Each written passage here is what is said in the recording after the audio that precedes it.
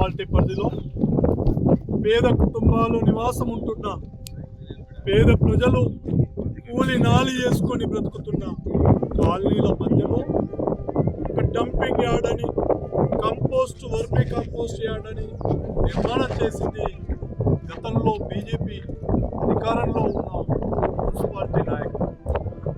మరి దీన్ని వెంబడే ఎత్తేయాలని, పేదవాళ్ళ ఇండ్లు శ్వాస రోగాలు వచ్చి పేద కుటుంబాలు చనిపోతున్న తరుణం, పిల్లలు తల్లులు ఆ ఇళ్లలో ఉండలేని పరిస్థితి ఈ డంపింగ్. ప్రభుత్వాన్ని డిమాండ్ చేస్తున్నాం ఈ సందర్భంగా, దీన్ని ఆమన్గల్ పట్టణానికి 2-3 కిలోమీటర్ల దూరంలో ప్రభుత్వ ల్యాండ్ను కేటాయించి అక్కడికి మార్చాలని డిమాండ్ చేస్తున్నాం. మరి ఈ ఆమన్గల్ పట్టణం అభివృద్ధి చేసినామని చెప్తున్నా ఈ బీజేపీ పాలక వర్గం ఒక్కసారి మీ భార్య పిల్లలతోటి ఈ డంపింగ్ యార్డ్ పక్కన ఉన్న ఇళ్లలో ఒక్కరోజు నివాసం ఉంటే ఈ అభివృద్ధి ఏందో తెలుస్తుంది అని చెప్పి తెలియజేస్తుంది.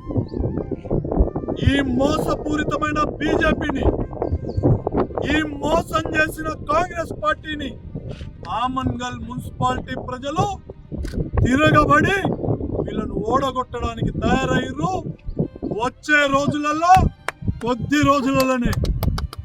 రోజులలోనే ఇప్పుడు ఈ ప్రభుత్వం కాంగ్రెస్ పార్టీ తీసేస్తే సరే, ఈ బీజేపీ అధికారం ఉన్న ఈ మున్సిపాలిటీ దీన్ని తరలించి నామకరణ దూరంగా చేసి ఈ గ్రామాన్ని ఆదుకుంటే సరే, లేదంటే వచ్చే కొద్ది రోజులలో ఆమన్గల్లో టీఆర్ఎస్ జెండా ఎగిరేస్తాం.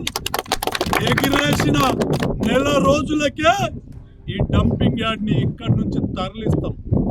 ఇది ఆమన్గల్ ప్రజలకు, ఈ డంపింగ్ యార్డ్ కు ఆనుకొనున్న కుటుంబాలకు భరోసా ఇస్తున్నాం.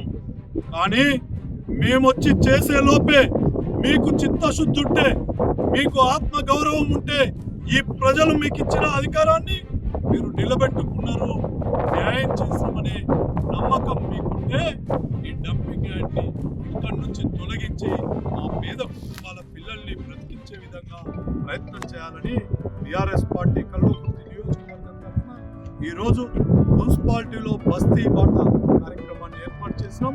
కాంగ్రెస్ చేసిన మోసాలు, బీజేపీ అధికారాన్ని అనుభవించి ఈ ఆమన్గల్ గల్లీలలో ఉన్న మురికిని ఈ ప్రభుత్వానికి, ఈ మున్సిపాలిటీ పాలక వర్గానికి, ఈ ప్రజలకు తెలవాలనే దాన్ని ఈరోజు బస్తీ బాట కార్యక్రమాన్ని ఏర్పాటు చేసి తిరిగినాం. ఆ దాంట్లో భాగంగా ఆమన్గల్